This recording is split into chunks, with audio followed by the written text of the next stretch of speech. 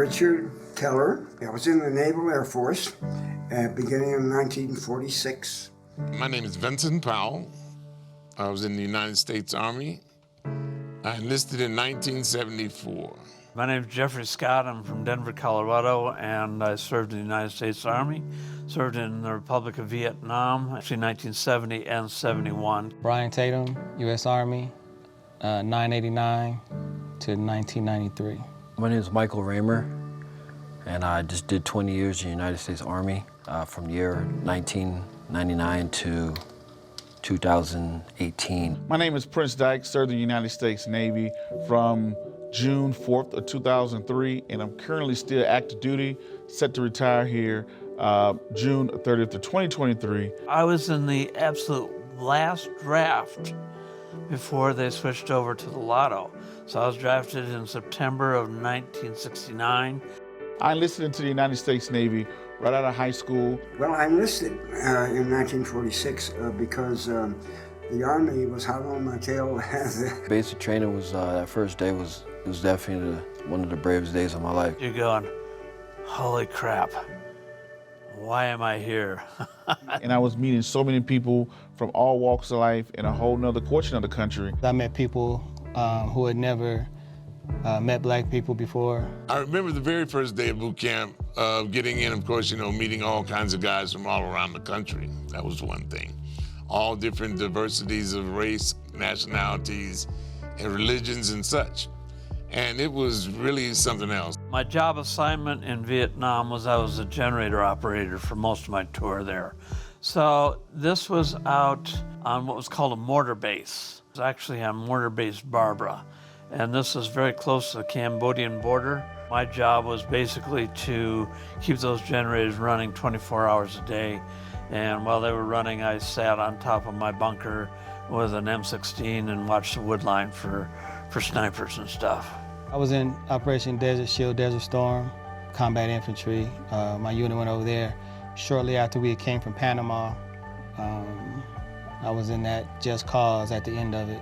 It was a training station for the pilots that were on carriers going over to Korea. They would do night flying and by instruments only. This was the trick. It was called the All-Weather Training Unit Pacific. I had an interesting career from submarine duty to I was a diver to serving on ships. But my first time in Iraq, you knew it was different. My tour of duty went all the way across the United States, all the states that were actually involved during the training purposes of, at that time, changing over from the helicopters known as Cobras to what was known as the Apaches. I was in Operation Iraqi Freedom, deployed to Iraq 4 times. You're doing stuff that you're not able to do, that people can't regularly do in the modern world of civilian life, which is to take life. I definitely participated in taking life. Are you proud of it? There's always mixed emotions. The person you are going over there, you'll never be when you come back, if you make it back. And it changed me. Horrible wars, but it took great thinking, great people to overcome those negatives and lead us to peace. Having a family in the military, that's what makes your service a whole lot more difficult. A lot of us come out of high school without a family, but then once you have their wife, your son, that creates a whole nother dynamic, right? So y'all know, as I'm sitting here, I get a phone call, hey, your son is outside, right?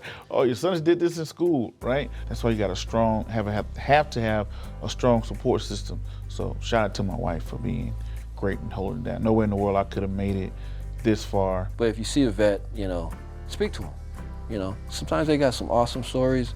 Sometimes they got some far-fetched stories. Sometimes they got some stuff where it's, it's heartfelt. Be kind. There's a lot of guys and gals out there that aren't wired tight and they wore the uniform. Shout out to all the families of service members out there too, because y'all are serving as well. Everybody needs help with something. So veterans who are in denial or whatever, the help is out there, just stay consistent. You have to take control of it. And there's nothing wrong with getting help.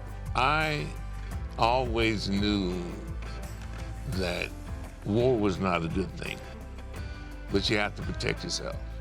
And you have to protect your loved ones, your country, and everything else. There is no heroes truly in war. Every time I go to the VA hospital and I see these guys without legs and arms,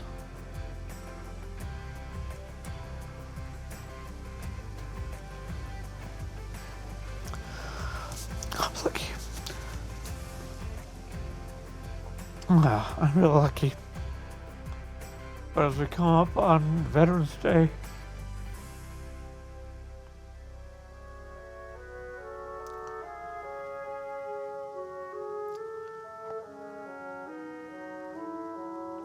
I think about those people,